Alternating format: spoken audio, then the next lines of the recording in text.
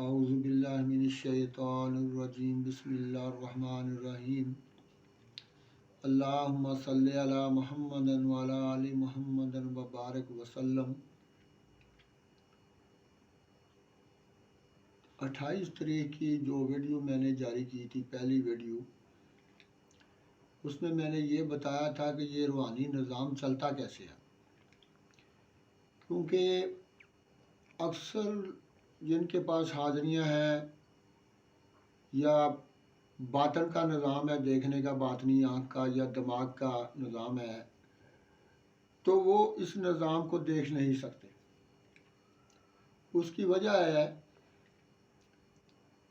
کہ جو تصور شیخ ہوتا ہے نا، یہ اپنی ہی روحانیت سے پیدا ہوتا ہے، اور تصور شیخ جب کوئی استاد استادی دیتا ہے تو وہ اپنا تصور بتاتا ہے، اور اس کا پڑھنے والے کا اس کی طرف دھیان ہوتا ہے۔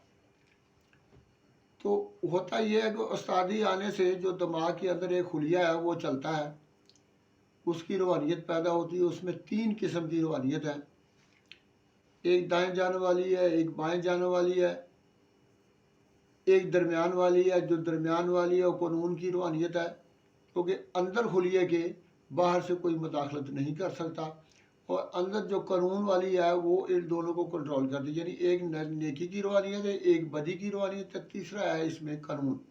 اور قانون جو ہے ان دونوں کو ایک دوسرے کے اوپر خلیے کے اندر تجاوز نہیں ہونے دیتا۔ خلیے کے بعد جب یہ روحانیت باہر نکلے گی تو پھر اس سے تاثیر پیدا ہوگی اور تسخیر پیدا ہوگی۔ تسخیر جسم کے بائیں حصے میں آئے گی اور تسخیر دائیں حصے میں آئے گی، اور جو فارمولہ بنتا ہے، فارمولہ یہ پیچھے کمر کے پچھلے حصے میں ہوتا ہے۔ یہاں جتنے بھی کلام وہ پڑھ لے گا ساری زندگی، 10 پڑھ لے، 20 پڑھ لے، 5 پڑھ لے، سب کا کنیکشن وہیں ہوگا۔ وہ خواہ اعداد میں پڑھے، وہ خواہ کسی بھی زبان میں پڑھے، وہ کالا پڑھے، وہ نوری پڑھے، وہ سلفی پڑھے، وہ قرآن کا پڑھے، کوئی بھی پڑھے، اس کے کنیکشن وہیں ہوگے اور وہیں سے کلاموں کی تاثیر پیدا ہوگی۔ تو جو روحانیت باہر آ رہی ہے وہ بائیں طرف والی ہے، یہ بدی کی روحانیت ہے۔ آگے کلاموں کی تسخیریں ہیں۔ جو نیکی والی روحانیت ہے دائیں جانب، آج تک یہ اس کا شیطانوں نے، جو حضرت آدم علیہ السلام سے پہلے یہ سسٹم چلا رہے تھے، ابلیس کا بھی تو کروڑوں لاکھوں سالوں کا ہے نا، عملیات کا سسٹم ہے اس کا، تو انہوں نے اس نیک والی کو باہر نکلنے نہیں دیا۔ اگر وہ نکلتی ہے تو یا اس کو بے ایمان کر لیتے ہیں تو یا پھر اس کو خراب کر دیتے ہیں۔ تو اس میں خرابی کے کیا وجوہات آتی ہیں جو نوری کی ہیں؟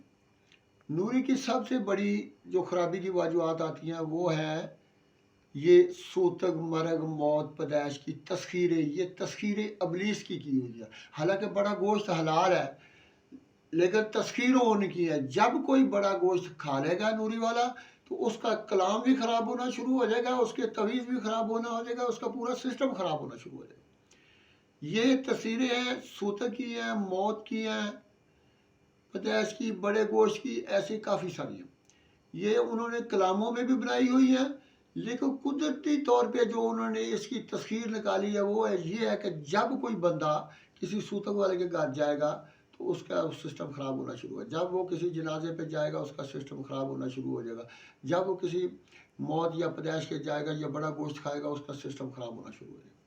تو یہ ساری چیزیں شیطانوں نے صرف نوری کو روکنے کے لیے کی ہوئی ہیں۔ صرف یہی نہیں ہوتا کہ تویز خراب ہو جاتے ہیں، یہ غلط بات ہے، تویز بھی خراب ہوتے ہیں، لیکن اس کا اپنا جو سسٹم ہے نا کلام کی تصویروں کا، یہ خراب ہونا شروع ہو جاتا ہے۔ اور اس کے خراب ہونے کے بعد پھر اس کو ہوتا کیا ہے، اس کی بڑے برے اثرات پیدا ہوتے ہیں۔ میں اپنے طور پہ کہتا ہوں، میں بڑا گوشت کھانے کے بعد اگر میں 10-20 منٹ کے اندر نہاؤں گا نہیں نا تو میری طبیعت خراب ہونا شروع ہو جائے گی۔ اسی طرح میں کسی سوتک مر کے گھر چل جائے گا تو میری طبیعت خراب ہونا شروع ہے، کیونکہ اس کے اثرات پیدا ہوتے ہیں۔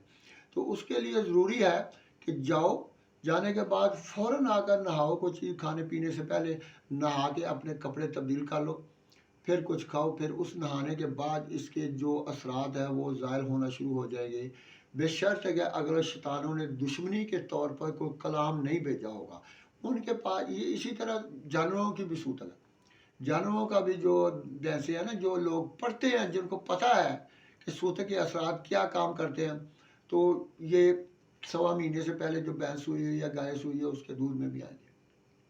और मैं मेरे साथ भी ये होता रहा और मैंने सब कुछ देखा है। तो इस तरह इंशाअल्लाह अल्लाह के हुक्म से ये नहाने से सूतक के असरात ख़त्म हो जाते हैं, कलाम सही हो जाते हैं। लेकिन जो नेक खुलिये वाली रूहानियत है वो स्वाय एक बंदे के चली नहीं है। उस रूहानियत को हाज़िरी की ज़रूरत है। अगर कहीं चलेगी, जब तक वो हाज़िरी नहीं खुलेगी उस वक्त नहीं खुलेगी। रूहानियत पैदा हो चुकी है, मसला हाज़िरी का है। और अबलीसी ताकतें जितनी भी है सिस्टम के ख़िलाफ़ खड़ी है कि इसको हमने चलने नहीं देना। तो इस तरह सा ये निज़ाम है गंदा।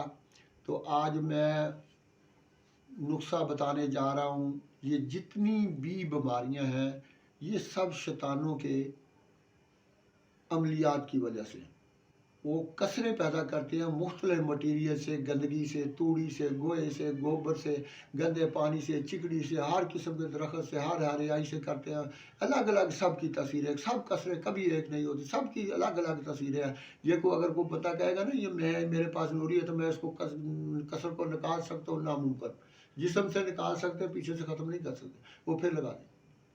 तो इन कसरों को निकालने के लिए, ख़त्म करने के लिए एक मैं टोटका बता रहा हूँ, इसको कर लें। क्योंकि ये वो चीज़ें हैं, 3 चीज़ें मेरे अब तक इल्म में आई हैं जिन पर शैतान अभी तक गलबा नहीं पा सके, इस मटीरियल पर गलबा नहीं पा सके। जिसमें एक सिंबल का दरख्त है, एक केले का बूटा है जिसमें लकड़ी नहीं होती, केले का दरख्त, एक जो है वो नारियल है, नारियल से कच्चा नारियल, जो पक्का नहीं, बिल्कुल कच्चा नारियल जिसका ये पानी निकाल के पीते हैं, ये नारियल, इससे नफरत करते हैं।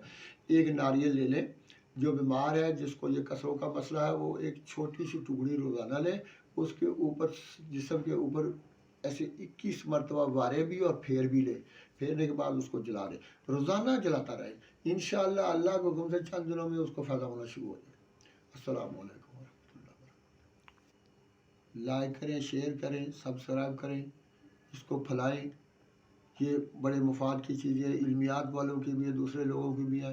पिछली काफ़ी सारी वीडियो सारे निज़ाम को समझ लेंगे। जो मेरी पहले वीडियो आई है उनको आप पढ़ेंगे, उनको समझेंगे तो आपको सारे हर इस चीज़ का पता लगेगा, बीमारियाँ कैसे फैलती हैं। और मैंने बहुत सारे, हर वीडियो के अंदर मैंने एक रूहानी नुस्खा किसी न किसी चीज़ का दिया है, वो देखें, वो बहुत कामयाब है। और सब ये चीज़ें मेरे तजर्बात में से हैं। झूठों पे अल्लाह की लानत, मैंने सब अपनी आजमाई हुई चीज़ें बताई हैं। ये सारी मेरी आप भी थी। अस्सलामु अलैकुम वरहमतुल्लाह।